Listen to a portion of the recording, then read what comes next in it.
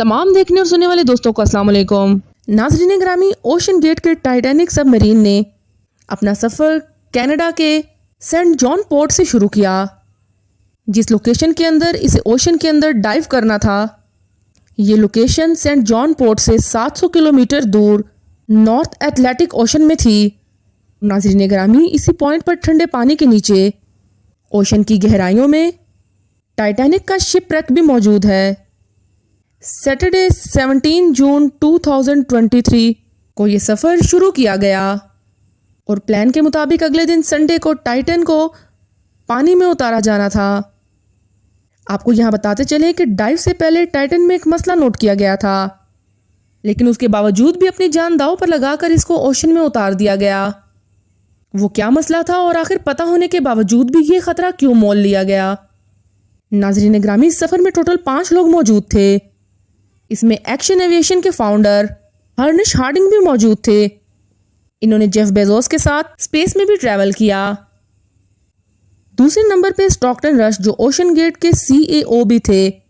ये American company ocean tourism के लिए सबमर्सिबल फराहम करती है। तीसरे नंबर पर 77 साला पॉल हेनरी थे, जिन्होंने पहले भी टाइटैनिक को कई बार विजिट किया था। ये शिप रैंक के एक्सपर्ट थे और इनको टाइटैनिक के बिखरे हुए पार्ट्स की काफ़ी जानकारी थी। और आखिर में पाकिस्तानी बिजनेस डायगोन शहजादा दाऊद अपने बेटे के साथ इसी सबमरीन का हिस्सा थे। 17 जून को डाइव से पहले हार्निश हार्डिंग ने इंटरनेट पर अपना आखिरी पोस्ट किया था, जिसमें उनका कहना था कि शदीद सर्द मौसम की वजह से उनकी डाइव डिले हो गई है। कल सुबह को जब थोड़े वक्त के लिए मौसम बेहतर होगा तो हम डाइव कर जाएंगे। ये 5 लोग अपना शौक पूरा करने के लिए मशहूर ज़माना टाइटैनिक का मलबा देखने के लिए जा रहे थे।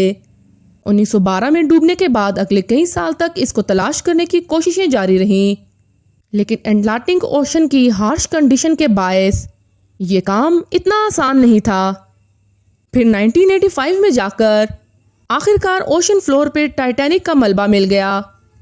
टाइटैनिक अपने पीछे इतने सवालात छोड़ गया था कि अब उनका जवाब तलाश करने का वक्त आ गया था।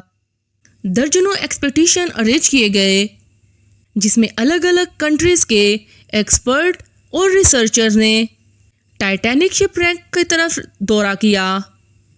Canadian film maker James Cameron ने 1985 में टाइटैनिक के दर्जनों दौरे किए और फिर 1997 में टाइटैनिक मूवी रिलीज की गई। रही सही कसर टाइटैनिक मूवी की कामयाबी ने पूरी कर दी। इसने इतनी धूम मचाई कि टाइटैनिक के मलबे को देखने के लिए जाने का करोड़ों लोगों का ख्वाब बन गया। यानी ये काम अब सिर्फ रिसर्च के मकसद तक ही महदूद नहीं, बल्कि शिपरेक साइट पर टूरिस्ट भी जाना शुरू हो गए हैं। कहा जाता है कि ओशन की गहराई में जाना स्पेस में भी जाने से ज़्यादा मुश्किल है, और इसकी सबसे बड़ी वजह है पानी का प्रेशर। टाइटैनिक शिपरेक समंदर की सतह से 4000 मीटर यानी 4 किलोमीटर नीचे है। नाज़रीन, अगर इस गहराई को इमेजिन करना हो तो आप बुर्ज खलीफा को देखें तो समझ लें कि टाइटैनिक का मलबा समंदर की गहराई में 5 टाइम बुर्ज खलीफा की लंबाई जितना मौजूद है। इस गहराई में पानी का प्रेशर 5000 PSI होता है। अगर इस प्रेशर की बात की जाए तो इंसानी जिस्म के पूरा ऊपर नहीं, बल्कि एक उंगली के एक स्क्वायर हिस्से के ऊपर एक पूरा हाथी खड़ा कर दिया जाए तो अब आप अंदाजा लगा लें कि एक सबमरीन में कितने स्क्वायर इंच होंगे और उस पर कितना ज्यादा प्रेशर पड़ता होगा। खैर, संडे 18 जून 2023 को दोपहर के वक्त 12 बजे सबमरीन का सफर शुरू हुआ। नॉर्मली टाइटैनिक तक पहुंचने के लिए 2 घंटे लगते हैं, लेकिन 1 घंटे 45 मिनट के बाद ही मदरशिप जो कि ऊपर वेट कर रही थी, उसका सबमरीन से राब्ता टूट गया। अगर 2 घंटे टाइटैनिक तक पहुंचने में लगने थे तो सिर्फ 15 मिनट पहले राब्ता टूटने का मतलब है सबमरीन टाइटैनिक के काफ़ी करीब पहुंच चुकी थी। समंदर की इस गहराई में सूरज की रोशनी पहुंचना नामुमकिन है। यहाँ हर वक्त इंतहाई सख्त अंधेरा होता है। गहराई में वायरलेस सिग्नल का टूटना एक नॉर्मल बात होती है, लिहाजा पहले इस बात को ज़्यादा सीरियस ना लिया गया। पूरा ट्रिप टोटल 7 घंटों का था। 12 बजे से लेकर शाम को 7 बजे इनको वापस लौटना था। लेकिन जब शाम 7 बजे तक भी टाइटन से कोई राब्ता ना हुआ और ना ही वो वापस लौटी, अब ऊपर खड़ी मदरशिप में मौजूद क्रू के पसीने छूटना शुरू हो गए। Canadian research vessel polar Prince ने टाइटन की तलाश शुरू कर दी। 9:45 पर उन्होंने यूएस कोस्ट गार्ड से राब्ता करके मदद तलब की। अगले दिन कैनेडियन और यूएस रिसर्च टीम्स ने ओशन में प्रॉपर सर्च ऑपरेशन शुरू कर दिया। उन्होंने सिर्फ समंदर की सतह पर ही नहीं बल्कि सोनार स्कैनिंग की मदद से समंदर की तह में भी टाइटन की तलाश जारी रखी। इस एरिया में जो भी कमर्शियल वेसल्स थी उनको भी ऑर्डर दे दिया गया कि वो अपनी आंखें खुली रखें। अगले 2 दिनों तक ये तलाश जारी रही, लेकिन टाइटन का कोई अता पता ना चल सका। लेकिन फिर अचानक एक उम्मीद की किरण नजर आई। वेडनेसडे 21 जून को रिसर्च टीम को सुबह 6 बजे पानी की गहराइयों में से कुछ आवाज़ें सुनाई दी। आवाज़ें अंडर वाटर रेडार्स की वजह से सुनी गई थी। फौरन आरओवीज को आवाज़ की डायरेक्शन में भेजा गया, लेकिन इस बार भी टाइटन की कोई खबर ना मिली। अब टाइटन को हमेशा के लिए खो देने का डर बढ़ता जा रहा था, क्योंकि सबमरीन में जितना ऑक्सीजन था वो सिर्फ 96 घंटे यानी 4 दिनों का था। इस वक्त तक 4 में से 3 दिन गुजर चुके थे, लेकिन यूएस, कनाडा और फ्रांस की सर्च टीम्स ने हिम्मत ना हारी। थर्सडे 22 जून को दोपहर 12 बजे आरओवीज को टाइटैनिक के मलबे के पास भेजा गया। वहां पहुंचकर जो देखा गया वो वाकई ही दिल दहला देने वाला मंजर था।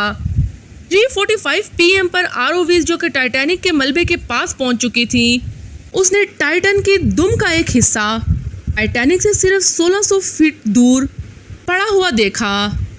तो देखने गई थी टाइटैनिक के मलबे को, अब उसका मलबा ही पूरी दुनिया में हेडलाइन बन गया। इसका सिर्फ एक ही मतलब है कि सबमरीन पानी का प्रेशर बर्दाश्त न कर सकी और समंदर की गहराइयों में ही फट गई। इस खबर ने पूरी दुनिया में जैसे हलचल सी मचा दी। ओशन गेट की सेफ्टी पर कई सवाल खड़े किए जाने लगे। ओशन गेट के CEO स्टॉकटन रश, जो खुद इस वाक़ये में अपनी जान गंवा बैठे हैं, उन्होंने 2021 में कहा था कि वो जानते हैं कि उन्होंने टाइटन को बनाते वक्त कुछ रूल्स तोड़े हैं। उन्होंने टाइटन को स्टील से नहीं बल्कि एविएशन ग्रेड कार्बन फाइबर से बनाया है, कि वो इस इंडस्ट्री में कुछ नई इनोवेशंस करना चाहते थे। तभी उन्होंने स्टील को रिप्लेस करके कार्बन फाइबर का इस्तेमाल किया। लॉन्च से पहले टाइटन को 5000 से 10,000 PSI के पानी के प्रेशर पर टेस्ट किया गया, जिसमें हैरत अंगेज तौर पर वो पास हो गई थी। एक्सपर्ट्स का मानना है कि ओशन के अंदर हज़ारों किस्म की ताकतें सबमरीन पर पड़ती हैं, जिसमें ना सिर्फ प्रेशर बल्कि पानी का बहाव भी होता है, क्योंकि पानी की लहरों की वजह से पैदा होता है। इसके अलावा ये भी हो सकता है कि अंधेरे की वजह से कोई भारी पत्थर या समुद्री मखलूक सब टाइटन से टकराई हो। कुछ भी हो, टाइटन की तबाही की एक वजह इसका कार्बन फाइबर का इस्तेमाल था। दूसरी वजह इसमें पहले से मौजूद क्रैक्स भी थे।